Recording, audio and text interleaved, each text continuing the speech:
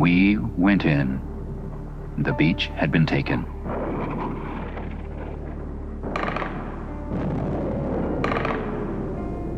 The living fought on.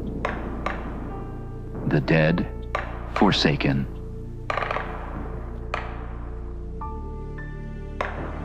We were dropped in the water up to our shoulders.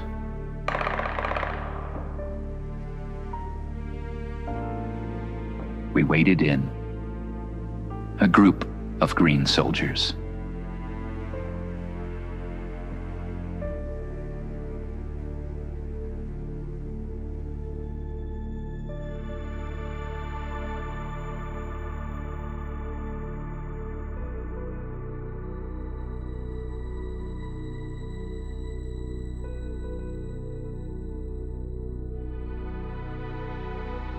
The English countryside is beautiful beyond all expectations. I can readily see why the inhabitants love it so. The grass is the most beautiful green I have ever seen. The fog and mist, which so many people detest, only seems to add romance to the place. At that time, we didn't think we were slated for the invasion, and laughed at the time when we were marching down Liverpool streets. One limey said to another, "They're here to make the invasion. They really look tough, don't they?" The other replied, "Yes, and they will have to be."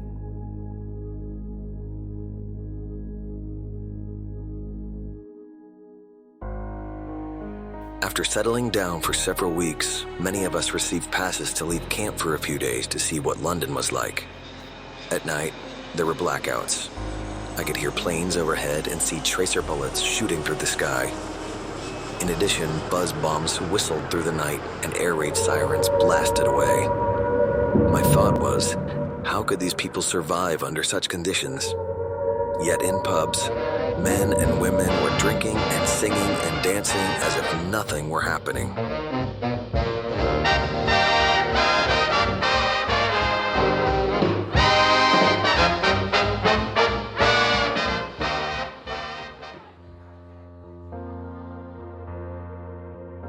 Everyone and everything, animals, fodder, furniture, schools, were all evacuated to make way for the US Army training in preparation for D-Day. The US Navy arrived in large numbers, bringing all kinds of landing craft with them. There was a gradual buildup of vessels in every creek and estuary in Devon and Cornwall, and by spring of 1944, our daily chart of vessels in the command was absolutely full. We saw in our signals and charts everything building up and felt the push must come soon.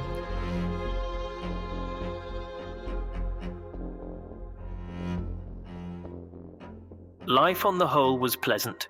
It was summertime at its best. The days were spent with a little training, mostly practice on our assault bikes. I and my mates would stroll, talking of home, parents, wives and sweethearts, and of the day that must surely dawn soon. We discussed our ideas of where it would be, but the burning question was, when? Around May 10th, a drastic move took place. The camps were sealed. Our training was over. The days that followed were strange, to be sure. The boys spent many hours playing cards. Some of us read books, any old thing to kill time, for we knew the day must be near at hand.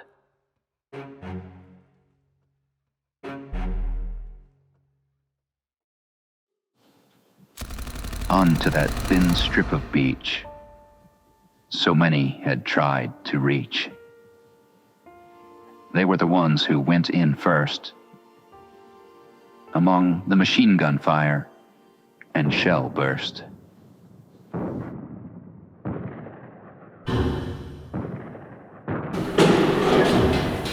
At the present time, our factory is 2 weeks ahead of schedule. But since war doesn't run on schedule, that is not too comfortable a margin. Most of the girls here have men in the service. I've told you about the little blonde bomber named Betty, with 3 brothers in the Air Force. She's wearing an aviation pin for a 4th, who isn't her brother. One of the jolliest workers here is the mother of 2 sons, one in the Navy, and the other enlisting this week under the new draft law. This is war, and we factory workers are lined up solidly to fight it, side by side with the soldiers and sailors and Marines and God's own Air Corps.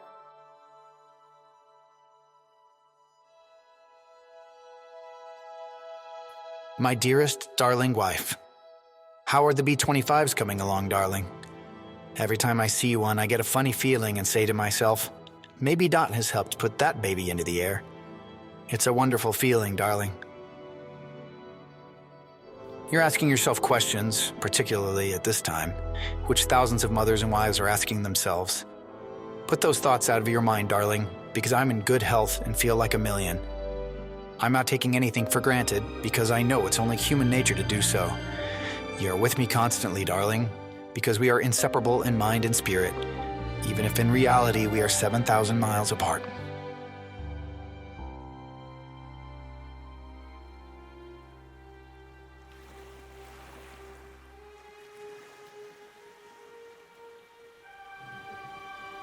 They went to watery graves,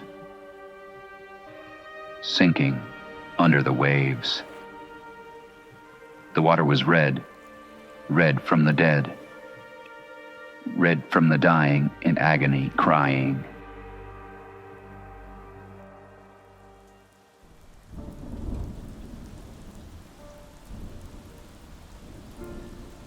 We lay there talking and joking with each other, wondering what combat would really be like, when we heard the captain ask Speedy to play San Antonio Rose on his guitar.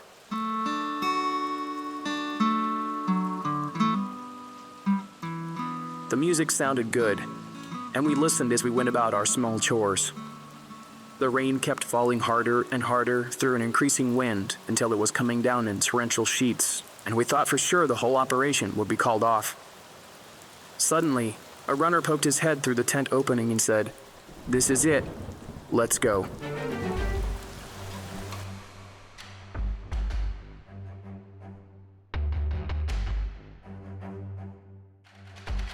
All those years of planning and preparation were ended. The vast machinery of invasion had started to move, inevitably and relentlessly. It was exhilarating, glorious, and heartbreaking. As we sailed out so proudly and impudently between the assembled ships, the crews and troops began to cheer. Faintly across the water it came, until gradually it was taken up by ship after ship, and the whole vast gathering rang with it. I am told even the Admiral threw his hat in the air.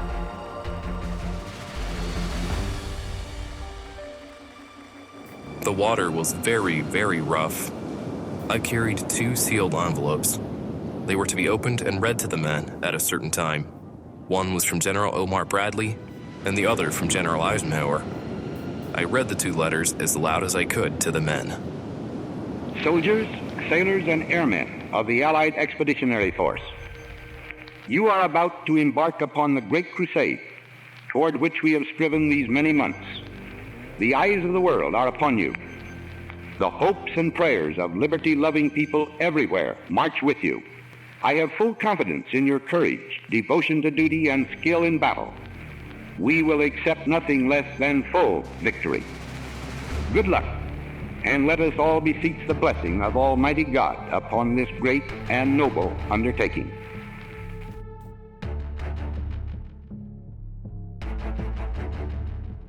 I remember seeing the looks on the faces of the young men. Most of them were 18, 19 years old. We had kidded in life like soldiers do, but all at once, it got completely silent, and young men looked like old men. Everybody was issued 2 puke bags, and we couldn't figure out what they were for, but it didn't take long. The first person to get sick was the coxswain. He was heaving his guts out. We were all thinking, God, I'd just as soon be dead.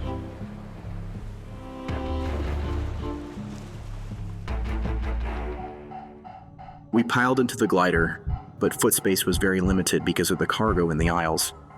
Everyone was very uncomfortable, and there was little talking, which would last the entire trip.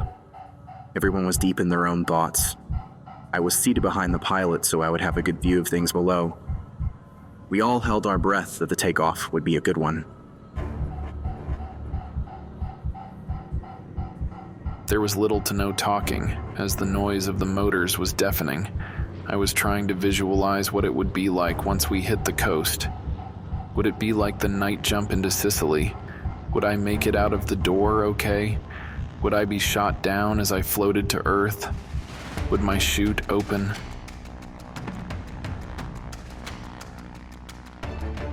One squadron of heavy bombers had been ordered at the last moment to bomb the heavy artillery emplacement that commanded Omaha Beach. The weather was lousy, but through the broken clouds I had a good look at the unbelievable armada of Allied ships. There didn't seem to be room in the ocean for another vessel.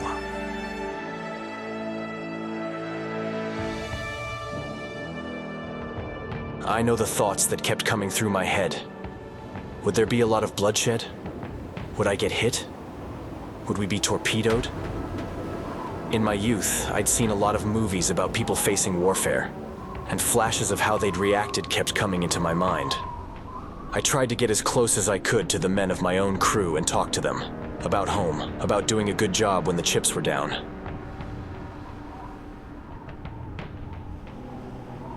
Don't let anyone ever tell you that you don't get scared. I remember getting down on my knees on that small deck behind the coxswain and praying to God to get us out of this mess.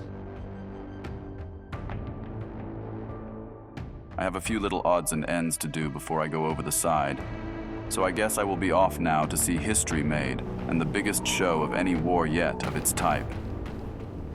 When I come back, I will have a lot to write about.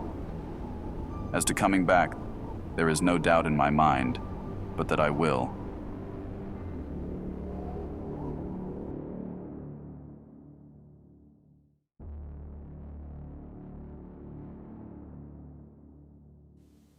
Those who made the land were unable to stand.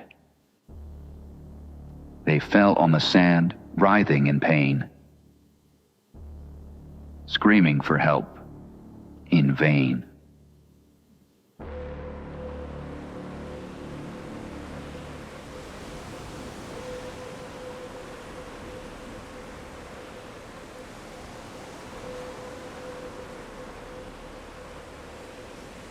Without warning,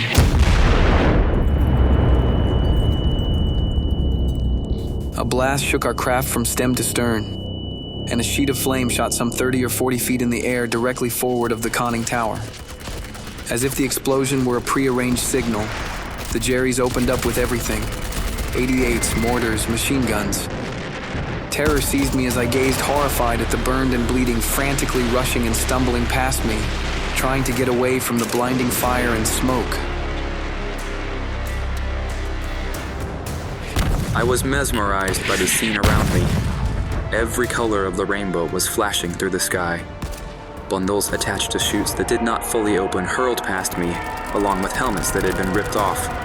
Some of the jumpers floated down with a pendulum-like motion, while others, whose planes were flying so low, had their chutes opening in the trees. Off to my right, I could see a plane burning. Below me, figures were running in all directions. I thought, Christ, I'm going to land right in the middle of a bunch of Germans. As we approached the beach, the ramp was lowered. Mortar and artillery shells exploded on land and in the water. Unseen snipers concealed in the cliffs were shooting down at individuals, causing screams from those being hit. The water was turning red from the blood. The noise was deafening. The smell of cordite was something that would forever become fixed in my mind, always associating it with death and destruction. The ground was vibrating, just shaking something awful. You couldn't hear anything, just the big guns and mortars and small arms fire. What I remember was pure D-hell. The smell of the bodies and the gunpowder is something I will never get out of my nose. There were guys falling all around me hollering, and there was no one to help them. I didn't think I'd live through it myself. My ears were ringing. I noticed I was bleeding, so I rubbed my head. It was blood, but it wasn't mine. It seemed like the earth was crumbling beneath us.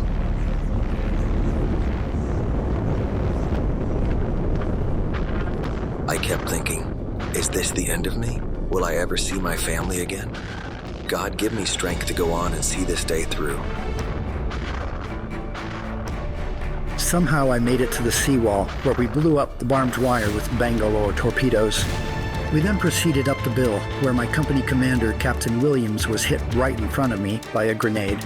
We were steadily losing men, and we really didn't have any organization. Everybody was just going forward, with every man for himself. After what seemed like several hours, our unit had cleared a path through the minefields and reached the top of the bluffs above the beach area. In looking back, unless you were there, you could not imagine the destruction of boats, vehicles, equipment, and the bodies of the dead and wounded.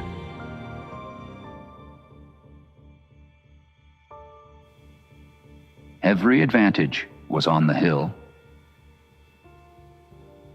They murdered our men at will. The rain of death from the cliffs never stopped. But we just kept coming in from the sea, wave after wave, as far as you could see.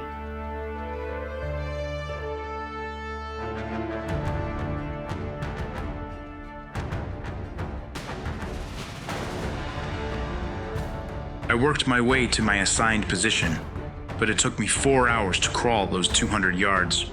Soon I glanced back, and the sight I saw scared me. The infantry was no longer coming in, for the boats couldn't make shore because of the barrage the Jerrys were putting up. I figured then that I was done for, but I was wrong. I yelled finally when my boys came in, and grabbed their hands and hugged them. It was the greatest feeling I have ever experienced. With planes soaring overhead, big shells bursting on land and sea, and the beach littered with men and machines, I thought of the millions of dollars and thousands of lives being spent to wage war, and the tragic cost and horror of it all. At the top of the hill, we had to cross a minefield, after which we dug in for a counterattack, which never came.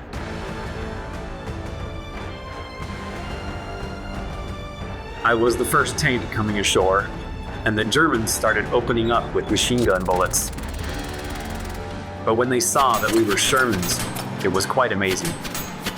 I still remember very vividly some of the machine gunners standing up in their posts, looking at us with their mouths wide open. To see tanks coming out of the water shook them rigid.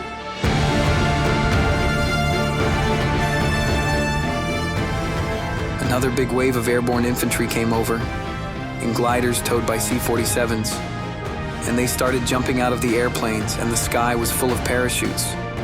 It looked like a mushroom field. I don't know exactly where they were going, but it was a wonderful sight to see all those parachutes floating down through the air.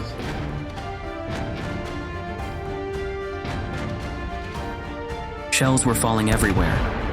There was one old French gentleman there. He kept dancing and clapping his hands and saying, "Vive la France, vive de Gaulle, vive l'Américain."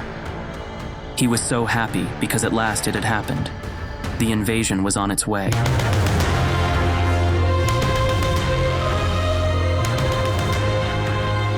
When we got up to the top of the bluff and the column slowed down, Hank and I moved off to a little grassy knoll there, and I said, "We're going to take a 5-minute break." And I reached into my knapsack and brought out a bottle of Johnny Walker Red. So Hank and I sat on top of our first objective, had a nip of scotch and an apple.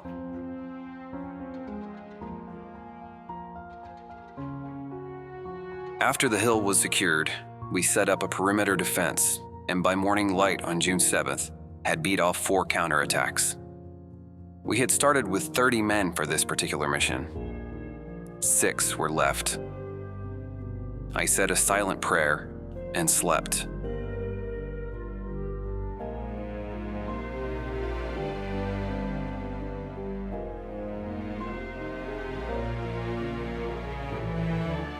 Sheer courage and determination, not believing they were done, dictated the victory that day. Others in the future will say, when they stand on that mighty height and look down on that thin strip of beach, I don't see how they ever did it. They fought for every inch of it. Up the sides of that fortified wall, over the tops of those cliffs so tall.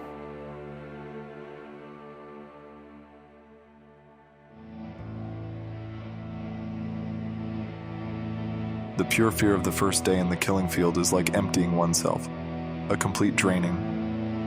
There is something forlorn about it. Your soul is switched to kill.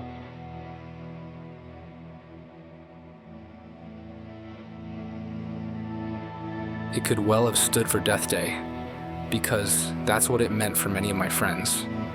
There were many heroic acts performed, and many good men gave their lives on a day that changed the course of history. I am proud and very thankful to God that I lived through that day.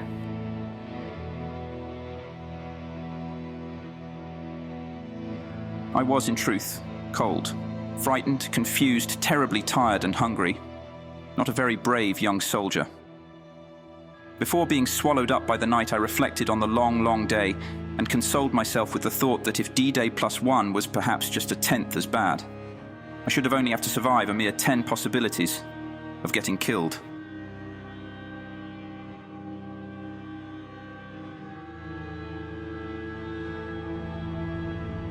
My C-47 landed on Omaha Beach. The engines were revving as litters were pushed through the door, and we were back in the air before several of the litters were properly hung up. The boys I brought back to England were injured horribly, but not one of them on any of my flights died en route. Other nurses were not so fortunate.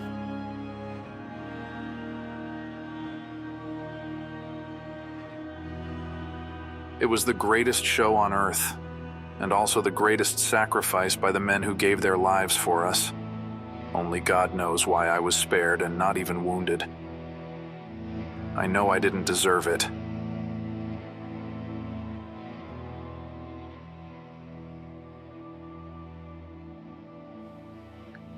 I'll never forget that beach.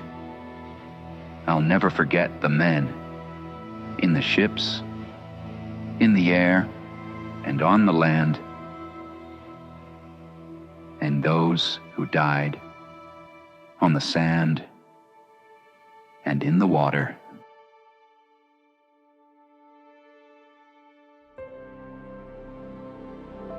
They lie now beneath thousands of white crosses and stars of David above the beach. Those wonderful soldiers who died so young.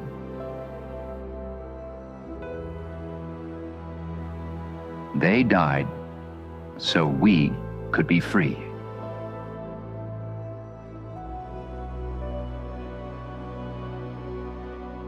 I have come to realize very deeply that that moment of D-Day marked a turning point of the 20th century.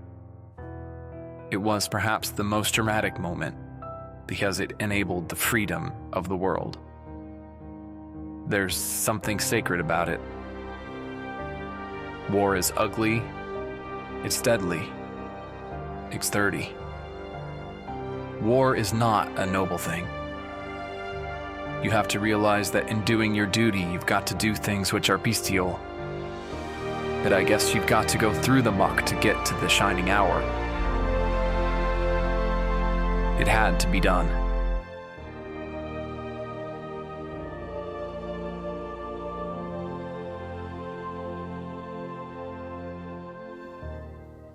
How can we ever forget what they did? We honor them this day. We salute them, and we humbly beseech, dear God, bless the men who died on Omaha Beach.